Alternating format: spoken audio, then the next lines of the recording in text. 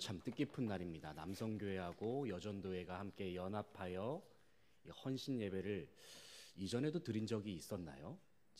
제 기억엔 없었던 것 같습니다. 그래서 참으로 뜻깊은 날이 아닌가 하는 생각을 해봅니다. 오늘 이 시간 그리스도인들의 모임이라는 제목의 말씀을 함께 나누겠습니다. 어느 아파트 근처에 있는 세탁소에서 불이 났다고 합니다. 근데 이 불이 쉽게 진화되지 않아서 그만 이 세탁소를 다 불태우고 말았습니다. 그러니까 며칠이 지난 다음에 이 아파트의 이 벽보에는 사과문 하나가 이렇게 붙어 있는 겁니다. 그 사과문을 이렇게 가만히 읽어보니까 이런 글이 적혀 있었습니다. 불이 나서 옷이 모두 타버렸습니다. 그래서 정말 죄송합니다. 그래서 옷을 맡기신 분들은 그 수량을 좀 말씀해 주시면은 제가 배상을 하도록 하겠습니다. 그렇게 글이 올라왔다고 합니다. 다시 말해서 이 세탁소 주인이 붙인 글이었던 것입니다. 그리고 나서 이 공고문이 붙은 지 얼마간의 시간이 흐른 다음에 한 주민이 이 공고문 아래에다가 이런 글을 적었다고 합니다. 아마도 추측하기로는 자신이 맡겼던 옷의 수량을 적은 것이 아닌가, 많은 사람들이 그렇게 추측을 하고 자세히 한번 이렇게 들여다보니까 뜻밖에도 이런 내용이 적혀 있었던 겁니다. 아저씨, 저는 양복 한 벌인데 받지 않겠습니다. 그 많은 옷을 어떻게 하시겠습니까? 용기를 내세요 라고 그렇게 글이 적혔다고 합니다. 그런데 놀라운 것은 그 주민의 말 한마디에 이어서 다른 주민들도 연이어서 배상을 받지 않겠다고 글을 이어서 남기더라는 것입니다. 심지어는 어떤 사람은 이 세탁소 주인에게 금일봉을 전달하기도 했고, 또 이 금일봉이 전달된 소식이 또 알려지게 되니까 다른 누군가도 이어서 그렇게 도움의 손길을 보냈고, 또 이러한 도움의 손길이 계속 연이어서 일어나더라는 것이죠. 다시 시간이 흐른 다음에 이 아파트 벽보에 또 하나의 종이가 붙어 있었습니다. 그 종이는 감사문이었습니다. 내용은 이러했습니다. 주민 여러분 고맙습니다. 월남전에서 벌어온 돈으로 어렵게 일궈온 삶이었는데 한순간에 모두 잃고 말았습니다. 하지만 여러분의 따뜻한 사랑이 저에게 삶의 희망을 주었고 저는 다시 일어설 수 있었습니다. 꼭 은혜에 보답하겠습니다 라는 이 감사문이 적혀 있었다고 합니다. 이 이야기 속에서 우리는 절망에 빠진 한 사람에게 힘을 준 여러 이웃들의 이 도움의 손길을 보게 됩니다. 그런데 이야기를 곰곰이 생각을 해보게 되면 이 이야기 속에는 이 도움의 물결이 바로 한 사람의 응원의 글에서부터 시작되었다는 것을 발견하게 됩니다. 다시 말해서 한 사람의 작은 응원의 글이 아파트 주민 전체의 도움의 물결로 이어졌다는 사실입니다. 이 어떻게 보면 처음에 남겨진 이 사장님 힘내세요라는 이 글은 매우 작은 것처럼 여겨질 수도 있고 아무것도 아닌 것처럼 보일 수도 있지만 그 행동이 후에는 엄청난 물결로 엄청난 영향으로 다가오는 것을 우리는 보게 됩니다. 지금 내가 하는 작은 행동이 시간이 지난 후에는 엄청난 결과로도 다가올 수 있는 현상, 우리는 이러한 현상을 가리켜서 나비 효과라고 말하기도 합니다. 즉 어떤 논문에서 말한 것처럼 나비의 작은 날개짓 한 번이 엄청난 날씨의 변화를 초래할 수도 있다는 이론에서 나온 용어라고도 할 수 있을 것입니다. 어떻게 보면 이 나비 효과라는 단어는 우리의 삶 속에서 한순간의 작은 선택의 중요성을 일깨워주는 단어이기도 합니다. 예전에 이 LG전자가 옛날에는 금성이었죠. 다 아시고 계신 분들은 다 옛날 분들이십니다. 금성이었는데 이 금성전자 시절의 TV 광고에서 이런 문구가 있었다고 합니다. 순간의 선택이 10년을 좌우합니다. 다 아십니까 혹시? 일부러 모른 척하고 계시는 건 아니시죠?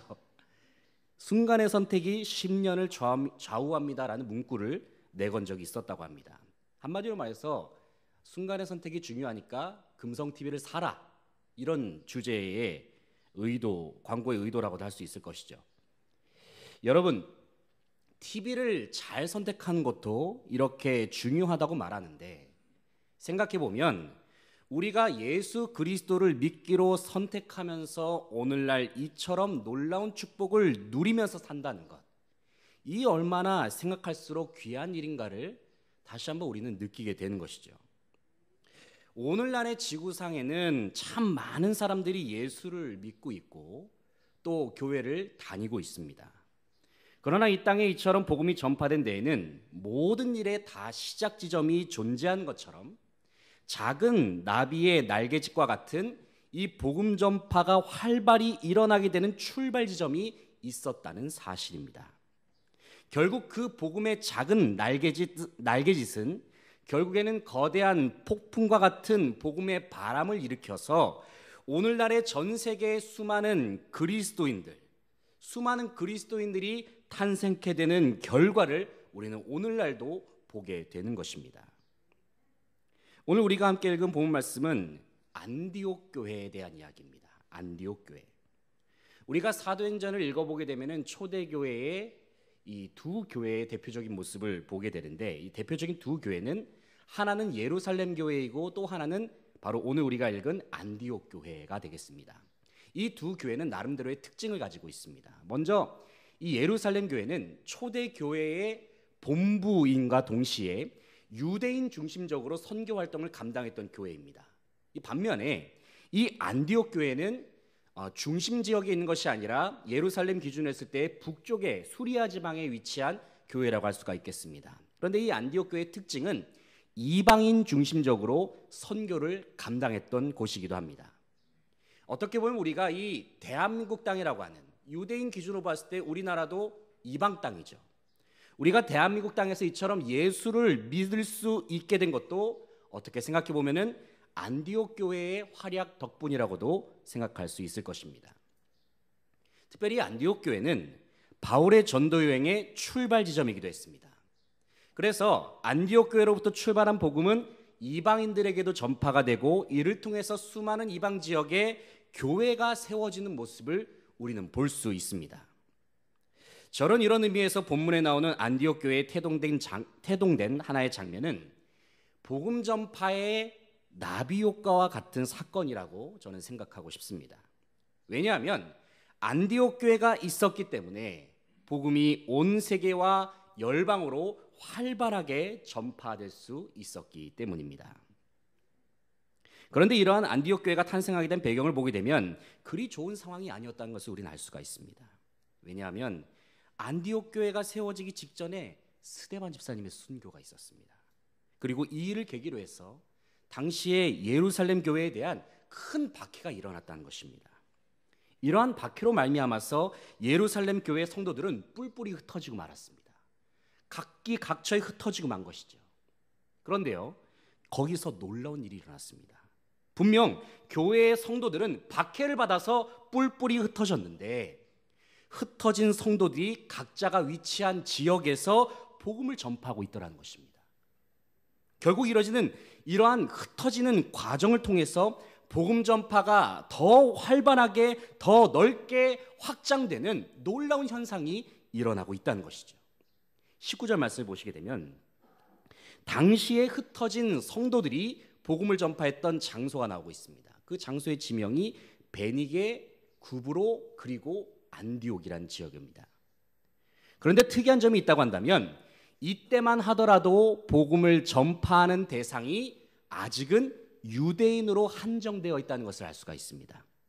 다시 말해서 당시만 하더라도 예루살렘 교회 성도들은 자신들의 복음 전파 대상 중에서 이방인들을 포함시키지 않았다는 것이죠.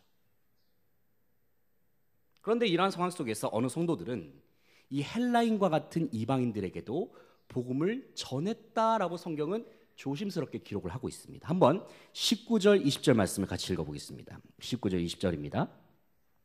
그때에 스데반의 일로 일어난 환란으로 말미암아 흩어진 자들이 베니게와 구브로와 안디옥까지 이르러 유대인에게만 말씀을 전하는데 그 중에 구브로와 구레네 몇 사람이 안디옥에 이르러 헬라인에게도 말하여 주 예수를 전파하니. 아멘.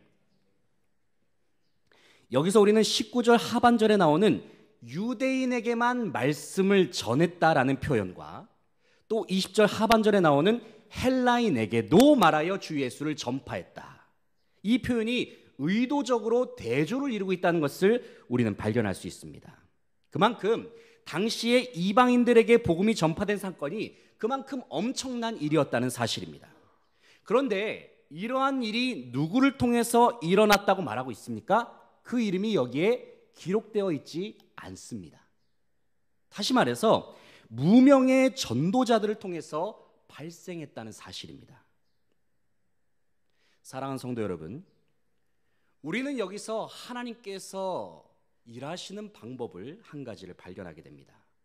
하나님께서는 화려한 방법으로 일하시기보다는 이처럼 드러나지 않는, 어쩌면 초라한 방법으로 역사하시는 모습을 우리는 보게 되는 것입니다.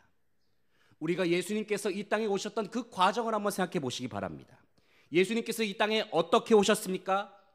화려하게 드러나는 궁전으로 오셨습니까? 아닙니다. 주님은 초라한 마구간에서 태어나셨다는 거예요. 아무도 거들떠보지 않는, 심지어 냄새가 진동하는 보잘것없는 마구간에서 주님은 태어나셨다는 것이죠. 우리가 신앙생활을 하다 보면 뭔가 하나님께서 극적으로 모든 상황을 바꿔주셨으면 좋겠고, 하나님의 능력을 좀 나는 강렬하게 체험했으면 좋겠다 싶은 그런 열망이 생길 때가 있습니다. 그러나 여러분, 우리는 기억해야 합니다. 당장에 우리의 눈에 보이지 않아도, 지금 당장에 내 마음에 느껴지지 않는다 할지라도, 심지어 내 마음속에 확신이 생기지 않는다 할지라도 하나님은 여전히 지금 이 순간에도 변함없이 일하고 계신다는 사실입니다. 하나님은 지금도 우리 남성교회와 여전도회를 통해서 일하시고 계시고, 또한 우리 수직 광성교회를 통해서 일하시고 계십니다. 그러므로 신실하신 주님께 우리가 드려야 할 것은 변함없는 신뢰와 믿음인 것입니다. 주님께서 우리 공동체를 통해서 일하실 것들, 행하실 것들을 우리가 기대하면서, 당장이 우리 눈에 보이지 않는다 할지라도, 당장이 우리 마음에 느껴지지 않는다 할지라도 주님께서 일하실 것들을 우리가 기대하면서 또 바라보면서 그렇게 주님 앞에 우리의 믿음을 드려야 할 것입니다. 이 본문 말씀에 나오는 이 안디옥이라고 하는 도시는 그 당시에 인구가 약 50만 명이나 되는 도시였다고 합니다. 당시로 치면은 아주 거대한 도시였습니다. 인구가 많으니까 당연히 상업이나 다양한 문화가 발달할 수밖에 없었을 것입니다. 그러다 보니까 안디옥 안에는 우상 숭배와 같은 이 타락한 문화도 아주 극심하게 흥행했던 그러한 도시이기도 했습니다. 어떻게 보면 그 어떤 지역보다도 복음을 전파하기 힘든 지역일 수도 있을 것입니다. 그런데 이러한 지역적인 어려움을 극복하고 안디옥 안에 복음이 전파되고 그곳에 교회가 세워졌다는 것이죠. 그 이유가 무엇일까요? 바로 21절 말씀에 나와 있습니다. 21절 같이 읽어보겠습니다. 주의 손이 그들과 함께 하심에 수많은 사람들이 믿고 주께 돌아오더라. 아멘. 주의 손이 그들과 함께 하시니까 수많은 사람들이 주님께 돌아오더라는 것입니다.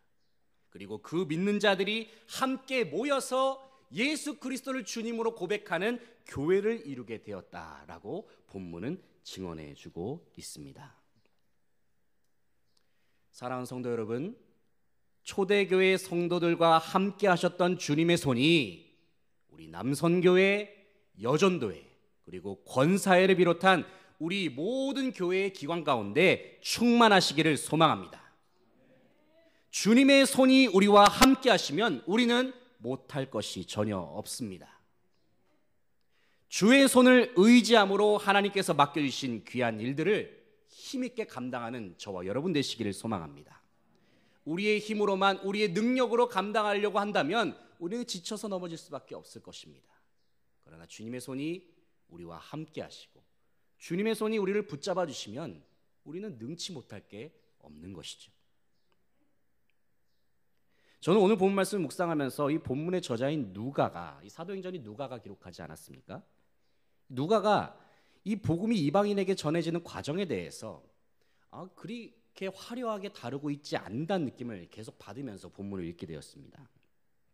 이방인에게 복음을 전파되는 것이 어떤 알려지지 않은 성도들을 통해서 전해졌다고 기록된 것만 보더라도 이러한 모습 속에는 그 어떤 화려함이나 눈에 보이는 강력한 어떤 뚜렷한 능력을 발견하기는 어려웠습니다.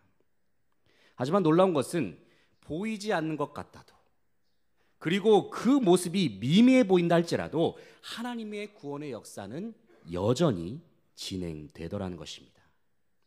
그리고 하나님의 역사하심으로 말미암아 안디옥 교회는 점점 부흥되기 시작하였습니다.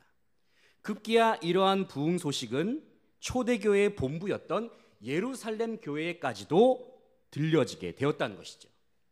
이에 예루살렘 교회는 안디옥 교회의 상황을 둘러보기 위해서 한 사람을 파송하는 것을 볼 수가 있는데, 그 사람이 바로 우리가 잘 알고 있는 바나바라는 사람이었습니다.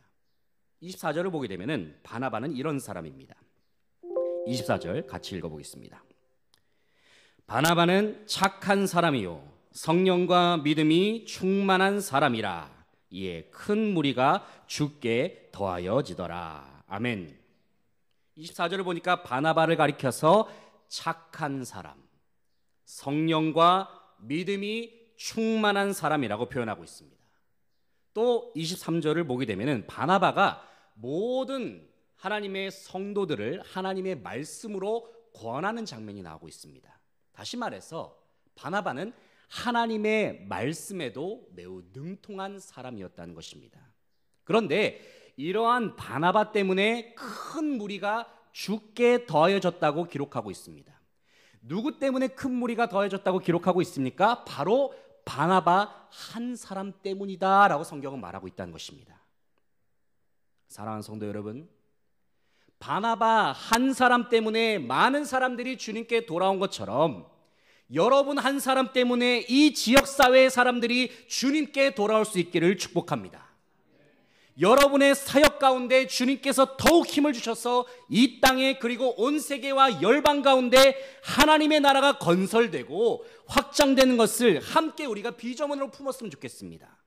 그래서 함께 우리가 하나님 나라에 대한 꿈을 꾸고 주의 일을 감당할 수 있는 저희 모두가 될 수 있기를 간절히 소망합니다. 특별히 바나바는 안디옥에 있는 동안에 이 성도들을 말씀으로 양육하기 위해 최선을 다했습니다. 그런데 이 성도들의 숫자가 계속 늘어나는 거예요. 계속 교회가 부흥이 되니까 이 바나바가 생각을 한 겁니다. 나에게 함께 일할 수 있는 동역자가 있었으면 좋겠다. 바나바는 그렇게 느끼게 된 것이죠. 그러면서 바나바가 떠올렸던 한 사람이 있었는데, 그 사람이 누구냐면은 우리가 잘 알고 있는 사울, 후에 이제 바울이라고도 불려지게 되죠.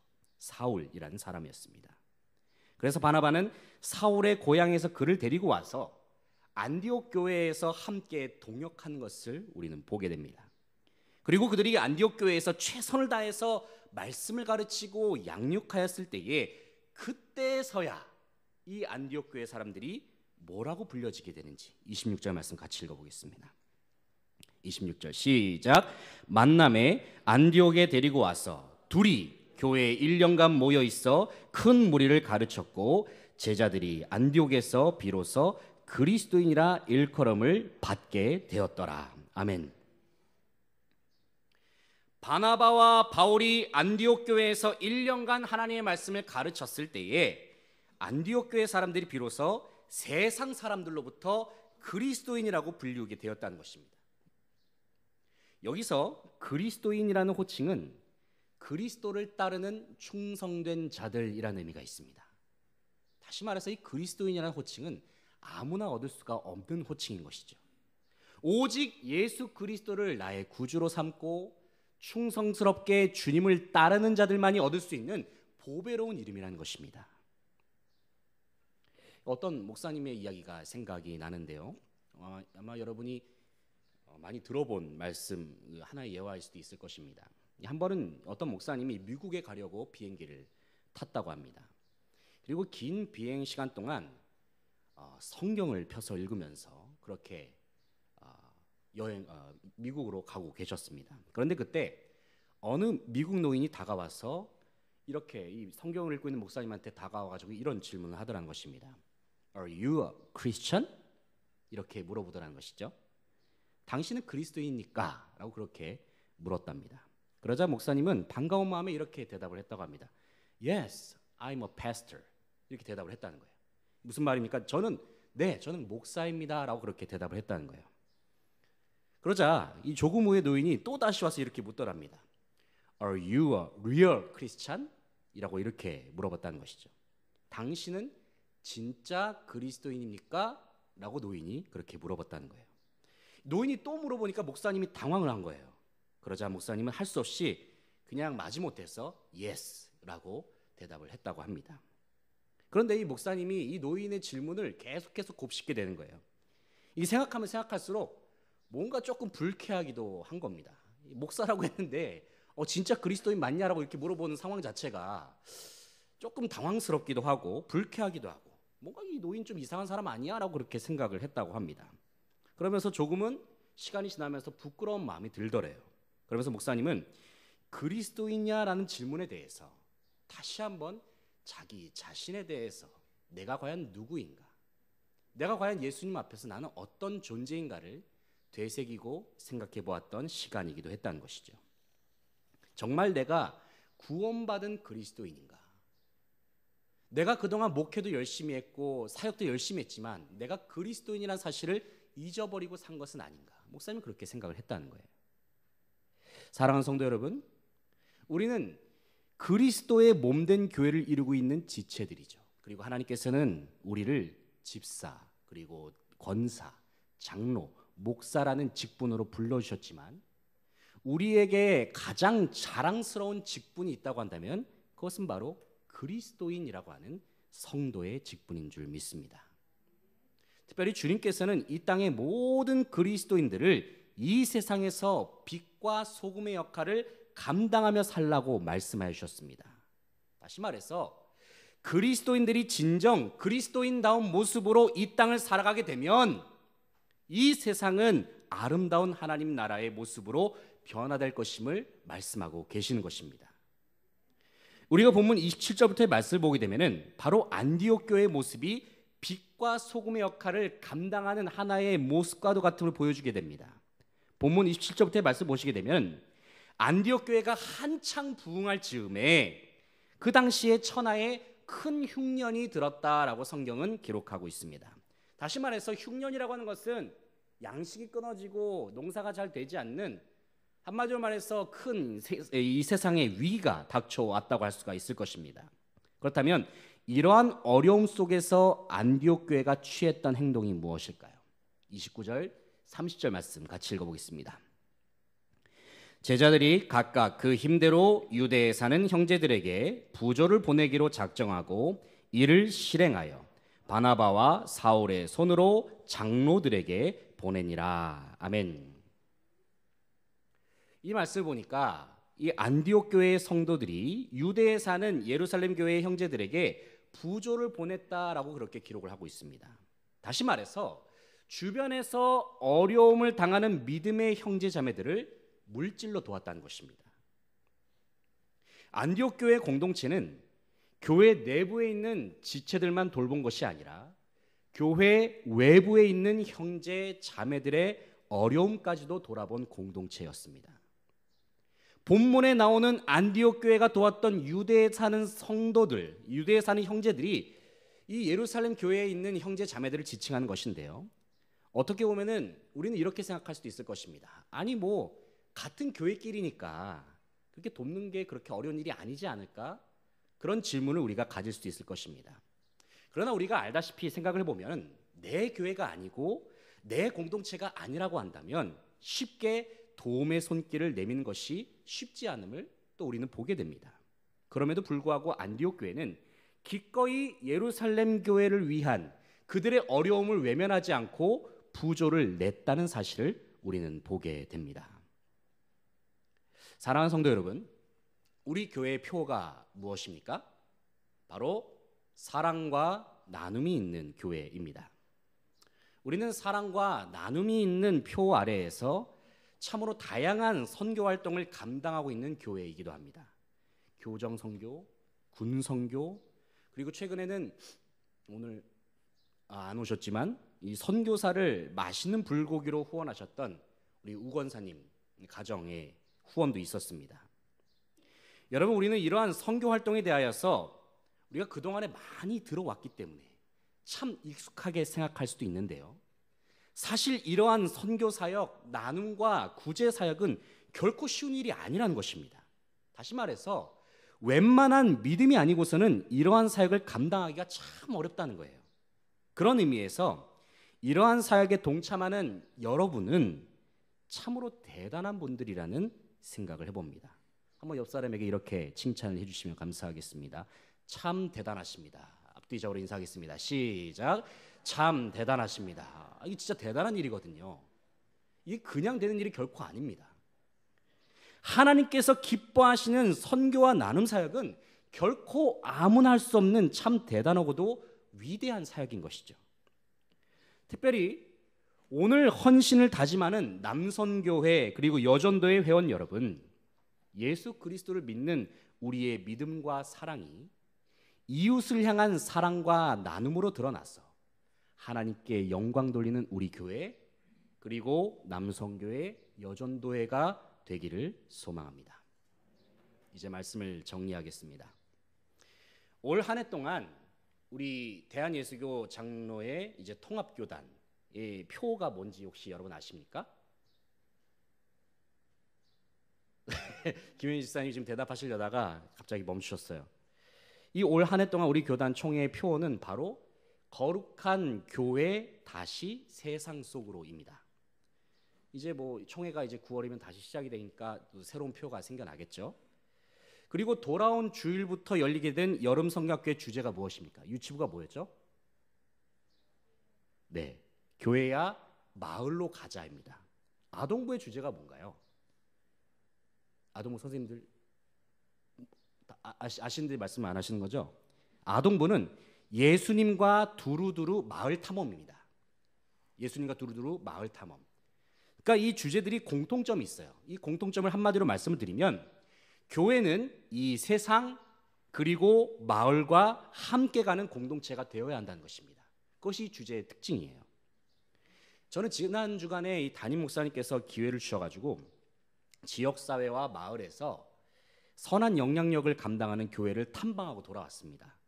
이 둘러보았던 교회들이 서울에 있는 덕수교회, 그리고 성암교회, 그리고 부천의 새롬교회, 충남 아산의 송악교회, 그리고 충남 보령의 시온교회 등을 둘러보고 왔습니다. 근데 이 교회들의 공통점이 있다면 교회가 지역사회와 함께 어우러져서 선한 영향력을 발휘한 것이 그 교회들의 특징이었습니다. 지역 주민들을 위해서 작은 도서관을 운영하고 또 어린이집, 지역아동센터, 농촌 지역의 경우에는 친환경 농사, 마을 프로젝트를 따내가지고 주민들과 함께 일하는 그러한 교회가 매우 적극적으로 사회에 참여한 모습을 보여주었다는 것입니다. 여기서 중요한 것은 이 교회가 어떤 사역을 했다는 것이 중요한 것이 아니라 교회가 지역사회의 필요를 채우기 위해서 노력했다는 점이 가장 중요한 부분이었습니다. 이 각각의 교회에서 사역하시는 목사님들의 말씀 중에 인상 깊었던 내용은 이것이었습니다. 과거의 전도의 방식과 같이 예수천당 불신지옥을 외치면서 강권적으로 복음을 전하는 시대는 끝났다는 것입니다. 왜냐하면 굳이 우리가 말하지 않아도 세상 사람들은 이미 다 알고 있다는 거예요. 우리가 교회에서 나왔다는 것 자체가 이미 예수 믿으십시오라고 말할 준비가 되어 있는 사람들이라는 것을 세상 사람들은 이미 말하지 않아도 안다는 것입니다. 그렇다면 오늘날의 시대는 어떠한 시대인가? 중요한 것은 우리가 그리스도인이라는 사실을 삶으로 보여주는 것이 더 중요한 시대가 되었다라고 그 목사님이 그렇게 말씀하고 계십니다. 다시 말해서 세상의 필요, 마을의 필요에 교회가 귀를 기울이고 그들의 필요를 채워줄 때에 교회는 지역사회와 마을 속에서 진정한 빛과 소금의 역할을 감당할 수 있다는 것이죠. 그렇습니다, 여러분. 우리는 이제 이 세상에서 보여주어야 합니다. 우리의 행동으로, 우리의 실천으로 우리가 그리스도인이라는 사실을 보여주어야 합니다. 이제는 우리의 눈을 교회 안에서 이제는 교회 바깥으로 돌려가지고 우리가 속한 지역사회에서 지역 주민들의 필요가 무엇인지 관심을 기울여야 한다는 거예요. 그 목사님 말 중에 또 하나의 인상 깊었던 말은 자신의 교회 성도는 우리 교회 안에 있는 성도만이 아니라 이 마을 주민 전체가 다 나의 성도라고 생각한다. 이렇게 이야기를 하는 거예요. 다 목회의 대상이라는 겁니다. 우리가 사는 동네, 우리가 사는 아파트 단지, 풍덕천동, 상현동, 성복동, 분당, 우리의 이웃들이 우리의 교회 가운데 교회의 진정으로 원하는 것이 무엇인지 우리가 먼저 귀를 기울이고 그 필요를 채워줄 때에 그때부터 세상은 교회에 대한 그들의 마음을 활짝 열어줄 것을 믿습니다. 커피 전도를 할 때 어떤 분의 이야기가 참 기억에 남아요. 교회에 다니라고 말하면 저 커피 안 마실 거예요 라고 그렇게 말을 하더라고요. 교회 다니라고 말하면. 그래서 다니라고 말 안 할 테니까 안 나와도 되니까 드세요 라고 이렇게 말을 했죠. 어쩌면 우리의 전도 방식은 너무 다급한 마음으로 전도를 하는 것은 아닌가 제 스스로도 반성을 해보게 되었습니다. 먼저는 우리 이웃의 마음을 얻고 그들의 이야기를 들어주고 그들과 친구가 될 때에 하나님께서는 반드시 복음을 전할 수 있는 기회를 열어주실 것입니다. 사랑하는 남성교회 그리고 여전도회 회원 여러분 그리고 사랑하는 수지간섭교회 성도 여러분, 우리에게 주어진 그리스도인이라는 위대한 정체성을 간직하면서 세상을 향해 빛과 소금의 역할을 감당함으로 나아갈 수 있는 저와 여러분 되시기를 소망합니다. 그리스도인의 삶을 이 세상에 보여주어서 이 땅에 아름다운 하나님의 나라를 세워나가는 우리 남성교회, 여전도회 그리고 이 자리에 함께한 우리 모두가 되기를 간절히 소망합니다. 기도하겠습니다.